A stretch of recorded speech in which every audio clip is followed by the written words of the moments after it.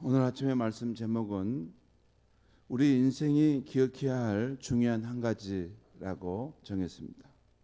우리 인생이 기억해야 할 중요한 한 가지. 오늘 아침 이스라엘 구원 사건은 사사기 4장 앞에 있는 1절부터 시작되는 말씀입니다. 거기 사사기 오늘 읽었던 4장 1절에 보면 에훗이 죽으니 이스라엘 자손이 또 여호와의 목전에 악을 행하매, 이렇게 해서 시작되는 사건입니다. 그러니까 사사 에훗이 죽으면서 이스라엘 자손이 다시 악을 행하게 되었고, 이번에는 하나님께서 가나안 왕 야빈의 손에 이스라엘을 넘겨 주었습니다. 그래서 20년 동안 이스라엘이 그 악을 행한 것, 죄를 행한 것에 대해서 그런 심판을 받으면서 정화되도록 하셨습니다. 그 과정에서 이스라엘 자손이 다시 여호와께 살려달라고 부르짖게 되면서 오늘 이 이야기가 시작되고 있습니다. 이번에 하나님께서는 이스라엘을 구원하시기 위해서 세운 사람이 여선지자 드보라와 바락이라는 남자 군대 장관이었습니다. 전투 장소는 기손광 기슭이고, 거기서 드보라와 바락이 이끄는 이스라엘 군대가 가나안 왕 야빈의 군대 장관인 시스라가 이끄는 막강한 군대를 치고 대승을 거두게 됩니다. 결국 가나안 족속의 군대 장관 시스라가 군사를 모두 다 잃고 혼자 도망가는데, 어디로 도망가냐면 모세의 장인이 낳은 자손들 가운데 한 사람인 겐 사람 헤벨의 아내 야헬의 장막에 몸을 패하게 됩니다. 왜 성경이 이렇게 표현하고 있냐면, 이런 모세의 장인이라면 이스라엘 백성들과 가깝겠죠. 그렇죠. 모세의 장인이 미디안 지파를 이루지만 그들도 이스라엘과 거의 함께 항상 한 동족 의식을 가졌습니다. 왜냐하면 그 모세의 부인 시브라가 그 장인의 딸이지 않습니까? 아무튼 모세의 장인의 자손인 겟사람 헤벨의 아내의 그 집에 몸을 피하게 된 것입니다. 그러나 그곳에 있던 그 헤벨의 아내 야헬의 손에 시스라가 무력하게 죽게 됩니다. 그 결과 전쟁은 이스라엘의 승리로 끝나고 평화가 찾아오게 되죠. 성도 여러분, 사사기 4장 1절부터 시작되는 이스라엘과 가나안 족속의 상황을 살펴보면, 여러분 성경을 읽을 때 관심을 다양하게 좀 볼 필요가 있는데, 여기 지명도 많이 나오고 또 사람 이름도 많이 나옵니다. 근데 제가 전문 성경을 그래도 보는 목사인데도 이게 이 사장에 나오는 내용 보면 이게 생소한 이름들이 참 많이 나옵니다. 그렇죠? 그래서 이게 이리 갔다 저리 갔다 이리 갔다, 이게 뭐가 맞지? 이게 추적해 가려면 성경을 딱 이렇게 눈여겨봐야지 그 흐름을 따라갈 수 있습니다. 여기 보면 여러분 가나안 왕 야빈이라는 사람이 나오고, 또 그의 군대 장관인 시스라라는 사람도 나오고, 또 라피돗이라는 사람도 나와요. 라피돗 나와요. 그리고 그 사람의 아내가 드보라라는 거예요. 그리고 이스라엘의 군대 장관은 바락이라는 사람이고, 그리고 헤벨이라는 사람이 나오고, 또 그리고 그의 아내 야엘이라는 사람이 나옵니다. 이게 이름도 생소하지만 요 이름이 자꾸 이렇게 왔다 갔다 하죠. 그리고 납달리와 스불론 지파로 형성된 이스라엘 군사들이 나오고, 또 시스라가 이끄는 가나안 족속의 군사들이 나옵니다. 그런데 여러분, 오늘 이 말씀을 잘 보면 이 사람들이 각자 자기의 역할을 수행하면서 시줄과 날줄로 연결되어 인간이 알 수 없는 하나님의 높은 섭리가 펼쳐지고 하나님의 일이 성취되고 있다는 것입니다. 곧 하나님께서 그 모든 상황을 주관해 가시고 결국 자신의 뜻을 성취하고 계십니다. 여러분은 이 성경을 읽으면서 무엇을 보았을지 모르는데 그걸 놓치면 격가지를 붙들고 있는 것입니다. 가장 중요한 성경을 왜 기록하고 지금 성경을 읽을 때 무엇을 주목하도록 하셨는가. 가끔 성경 읽기를 해가면서 제가 느끼는 것은 뭐 이제 과정 속에 있기 때문에 그러지만 어쩔 때는 그 성경 본문은 그것을 말하는 것이 아닌데 정말 중심 부분은 놓치고 격가지를 붙들고 있는 경우 봐요. 그런데 오늘 이 성경의 핵심은 지금 분명히 성경이 말하고 있는 부분은 여기에 많은 사람들이 나와서 자기 역할들을 지금 수행하고 있는데 그것이 씨줄과 날줄로 이렇게 엮여져 가면서 인간이 헤아릴 수 없는 하나님의 높은 섭리가 펼쳐지고 하나님의 일이 성취되고 있다는 것입니다. 오늘 말씀을 조금만 더 깊이 관찰해 보면 하나님의 주도하시는 상황에서 많은 사람들이 참여하고 있음을 봅니다. 먼저 1절과 2절 상반절에 보겠습니다. 제가 읽겠습니다. 에훗이 죽으니 이스라엘 자손이 또 여호와의 목전에 악을 행하며 여호와께서 하솔에서 통치하는 가나안 왕 야빈의 손에 그들을 파셨으니 누가요? 하나님께서.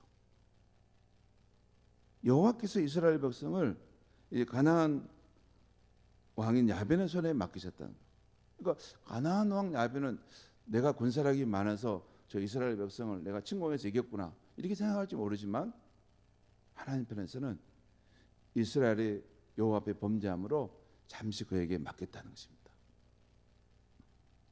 또한 6절과 7절에 보면 두보라가 바락을 불러 여호와 하나님께서 이스라엘 군사에게 승리를 주셨음을 선언합니다.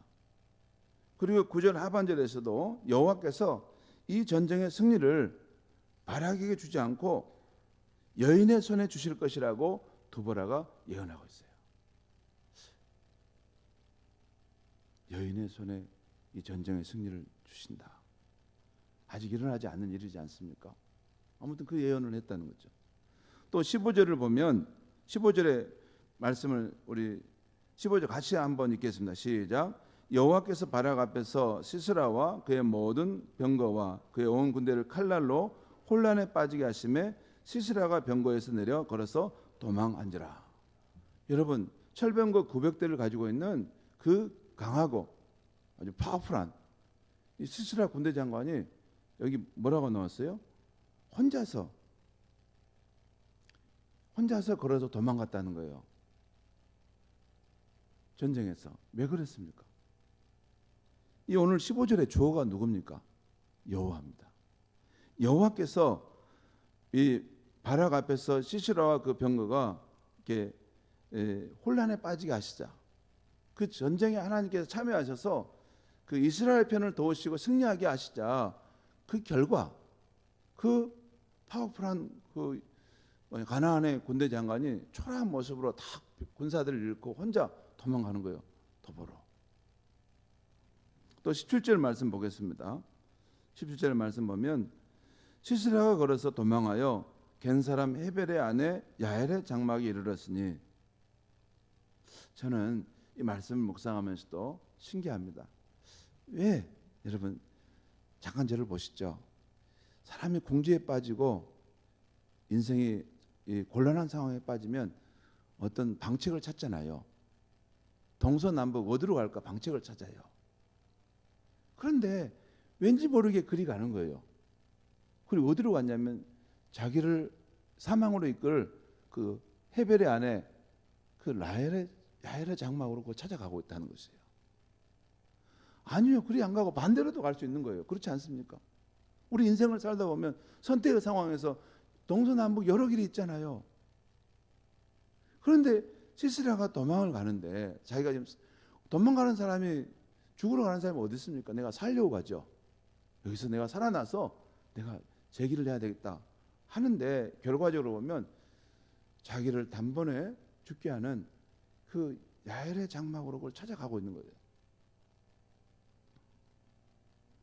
그래서 그 야엘이라는 여인의 손에 가나안의 군대 장관 시스라가 죽게 됩니다.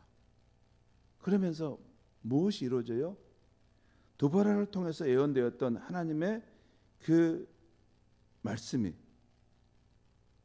그 섭리가, 그 일이 성취되었다는 것을 오늘 본문은 말씀하고 있어요.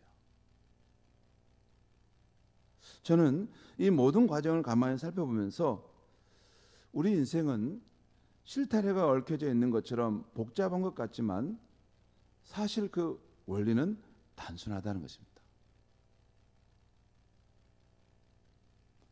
곧 우리의 생각과 지각으로는 다 이해할 수 없는 하나님의 높은 섭리와 주도적인 손길 가운데 저와 여러분의 인생이 펼쳐지고 있다는 것입니다.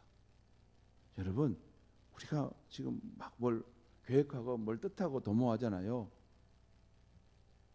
그런데 우리만 일하고 있는 게 아닙니다. 하나님도 일을 하시는데 우리가 이해할 수 없는 더 높은 차원의 그 섭리와 그 뜻을 가지고 그 일들을 주관해 가신다는 거예요. 그렇지 않습니까? 저와 여러분이 이 대한민국에 태어났던 것, 또 어느 부모 아래 태어났던 것, 또 어떤 사람과 결혼했던 것, 또 어떤 자식을 낳게 된 것, 또 내가 어떤 과정을 거쳐서 지금 여기에서 살고 있는 것, 신비합니다. 나는 저분 너무 신비해요. 왜 나는 이 부모를 만났을까? 왜 나는 이 사람을, 내 결혼하는 사람을 만났을까? 왜 내게 이 아이들이 태어났을까? 마음에 들기도 하고 때로는 마음에 안 들기도 하지 않습니까? 내 인생은 왜 이렇게 가고 있는가? 여러분, 우리가 원하는 것을 따라 우리가 내 마음의 꿈을 가지고 가지만 꼭 그렇게 된 것은 아니지 않습니까?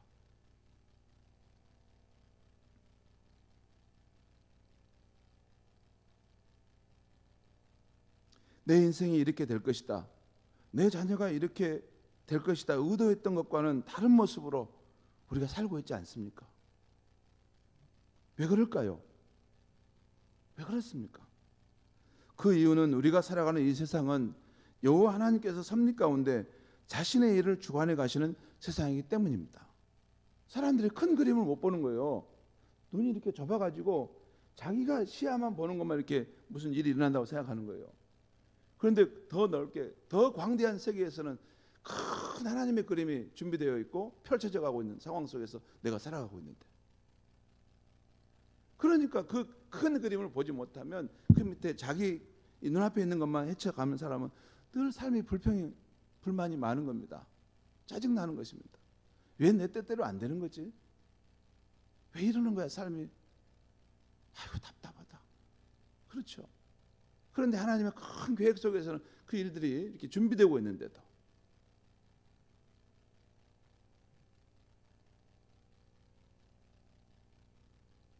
예레미야 33장 2절에 보면 하나님은 시위대 뜰에 갇혀 있는 예레미야에게, 시위대 뜰에 갇혀 있다는 것은 아주 답답한 상황 속에 있는 예레미야를 말하는 것입니다. 그 예레미야에게 자신을 소개할 때 이렇게 소개합니다. 이를 행하시는 여호와, 그것을 만들어 성취하시는 여호와, 또 그 이름을 여호와라 하는 자라고 자신을 소개합니다. 하나님은 어떤 분이라고요? 일을 행하시는 분이라는 거예요. 그리고 하나님은 일을 만드시고 성취하시는 여호와라는 거예요. 여러분, 우리는 나만 일을 한다고 생각하는데 아닙니다. 하나님도 이 어떤 우리 인생의 일을 준비하시고 그 일을 성취해 가시는 분이시라는 거예요. 그리고 특별히 하나님은 여기 보면 그 이름을 여호와라 하는 자가 라고 말씀하고 있어요. 이 말씀의 의미는요, 여러분, 스스로 있는 자, 자존자라는 거예요. 그 말은 하나님은 이 땅에 있는 모든 것을 탄생시키시고 이것의 생명과 멸함을 결정할 수 있고 그 주관에 가시는 분이시고 이 세상에 있는 모든 자원과 모든 것들을 다 활용하실 수 있는 유일하신 분이라고 말해요. 그런데 그분께서 그 예레미야에게 말하기를 너는 내게 부르짖으라. 내가 내게 응답하겠고 내가 알지 못하는 크고 은밀한 일을 내게 보이리라. 너는 내게 부르짖으라는 거예요. 여러분, 우리 기도할 때 소리 내서 기도하는 건 맞습니다. 소리 내서 부르짖어 기도하는 성도님들 이상한 눈으로 보면 안 됩니다. 왜냐하면 그만큼 그 인생이 절박하고 간절하기 때문에 어쩌면 하나님을 정말 만나야 되는 진정한 그 믿음을 가지고 구하기 때문에 지금 그렇게 하고 있는 거죠. 그런데 그렇게 부르실 때 하나님이 응답하시겠다는 거예요. 그리고 하나님께서 보여주시겠다는 거예요. 뭘 보여주시냐면 크고 은밀한 일을 보이신다는 거예요. 여기 재밌는 것 하나 놓치면 안 되는데 또 뭐냐면 너가 알지 못하는 일을 내가 아는 수준에 내가 생각하는 그런 계획 수준이 아니라 내가 생각지도 못했던 그런 일을 우리 앞에 펼쳐 보이시겠다는 거예요. 원래는 안 보였던 것인데 우리가 기도할 때 하나님을 부르짖어 찾을 때 우리의 인생 가운데 그것을 커튼을 걷듯이 걷어져서 보게 하시겠다는 거예요. 그러면서 평안 가운데 그 길을 걸어가게 하시겠다는 거죠. 기도 안 하면 안 보이는데 부르짖어 기도하면 그 길이 보이도록 하시겠다 그 말이죠. 그러므로 성도 여러분, 하나님을 믿는 우리는 어떻게 살아야 할까요? 먼저 우리 인생은 우리가 다 이해할 수 없는 하나님의 높고 크신 섭리와 일하신 가운데 살고 있음을 믿어야 합니다. 여러분, 어제도 제가 요한계시록 마지막 말씀을 보는데 여호와 하나님을 이렇게 말해요. 하나님은 위엄과 광대하심의 영광을 받으신 분이다. 광대하시다는 거예요. 우리의 생각 수준으로 이렇게 계획하시고 일하시는 분이 아니라 광대하게 그 일을 준비하시고 펼쳐가시고 원대하게 그 일을 준비하시고 펼쳐가신다는 거예요. 여러분, 우리의 신앙생활은 사람과 상대하는 게 아닙니다. 누구하고 상대하는 걸 여러분들 생각하셔야 돼요.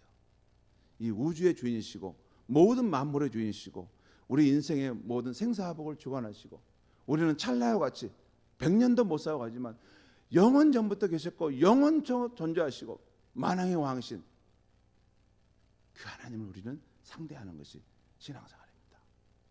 그러니까 내 수준으로 생각하시면 안 됩니다. 그 하나님의 위엄과 이 광대하심의 섭리를 따라 그분이 일하신다는 것을 우리는 믿어야 합니다. 또 하나님을 사랑하는 자, 곧 그의 뜻대로 부르심을 받은 저와 여러분들에게는 모든 일에 합력하여 선을 이루게 될 것임을 꼭 믿어야 합니다. 여러분, 모든 일이 합력하여 선을 이룬다는 말은 우리의 바람과는 달라져서 그 일이 늦어져도 또 우리가 예상하는 방향과 달라지는 상황이 되어도 여러분, 우리 자녀들을 볼 때 이거 예상하는 내가 상황이 아닌데 이렇게 가면 안 될 텐데 그건 우리 생각입니다. 하나님의 광대하심의 생각은 몰라요. 2번 돌아갈지 3번 돌렸다 4번 돌렸다가 마지막에 완결판에 가장 최고의 길을 이끌어 가실지는 우리는 모릅니다. 우리 수준으로 하나님을 상대하려고 하면 안 됩니다. 하나님은 크고 광대하신 하나님이세요. 시편 37편 5절 6절에 그래서 내 길을 여호와께 맡기라. 그를 의지하면 그가 이루시고 내 의를 빛같이 나타내시며 내 공의를 정오의 빛같이 하시리로다.